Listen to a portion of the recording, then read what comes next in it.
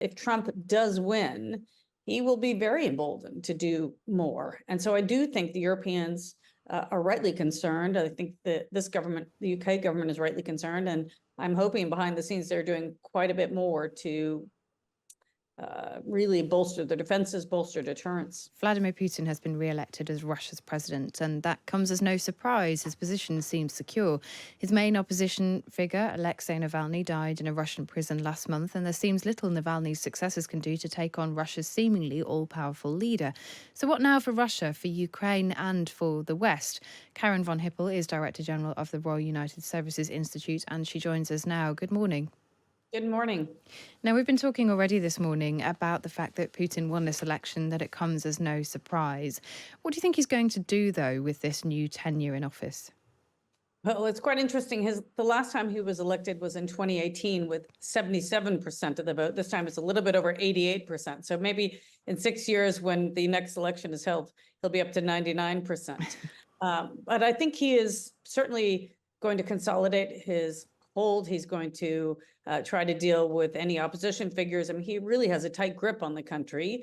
And so the issue is, what can the opposition do? What can others do to try to disrupt his leadership over the coming years? And it's not clear what will work. Many things have been tried. People are frustrated by the war. But it's really not clear what works in Russia right now. Is there a feeling that now that Putin has this further time in office, that, you know, things in Ukraine are sort of bedded into what looks like a slow conflict? It's you know, there doesn't seem to be any quick resolution to it, that actually he might turn his attention elsewhere? I mean, does he, I suppose what I'm asking is, do you think he still feels that he has a point to prove? Well, I mean, he's not going to give up on Ukraine. He's pushing hard, and with the West not giving the weapons in particular, especially from the United States, that Ukraine really needs right now, he may just think, look, it's a war of attrition and I can go longer. My people are more expendable. So he may be very happy to carry on, but then it doesn't appear that he's worried about trying something somewhere else. And I think that's what's getting European leaders very exercised, is that what if he tries, I don't know, something in Poland or something in Estonia or Belarus? He's obviously already,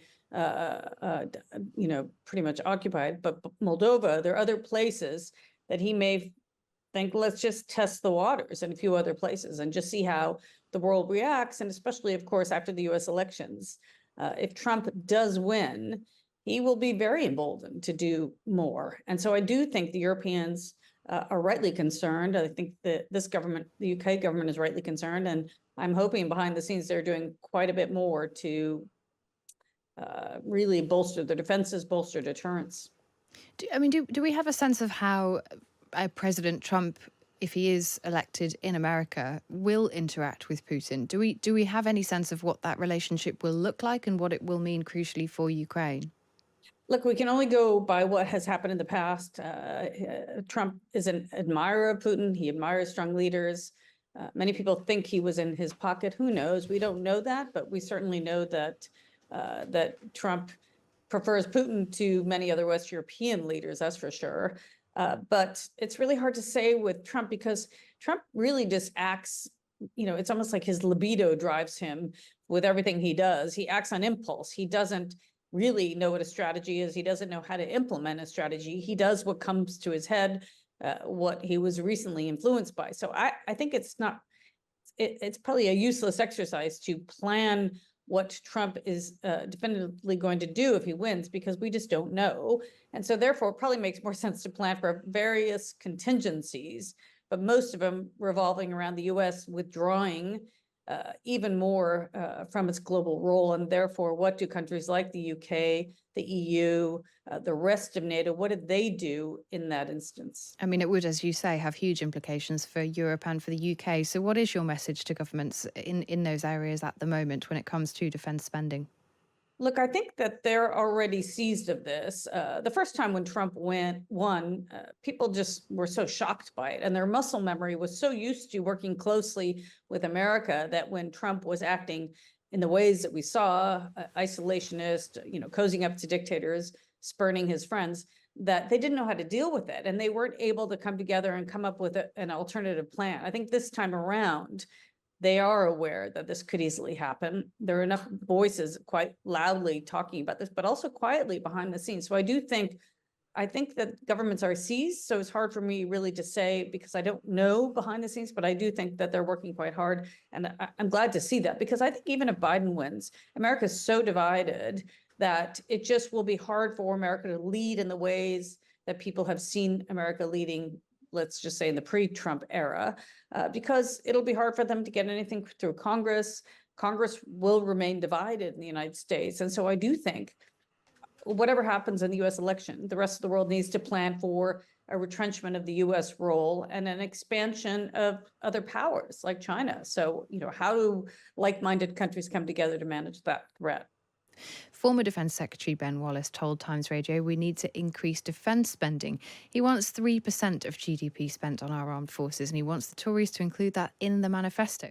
Matthew, I found this really interesting from Ben Wallace. I mean, he obviously has a huge amount of experience. He's been around in the Ukraine conflict. He's pushing for the UK and Europe to wake up, he says, in case there is a Trump presidency, and it forces everybody to recognise that we need to spend more on defence. How realistic is that, though, do you think?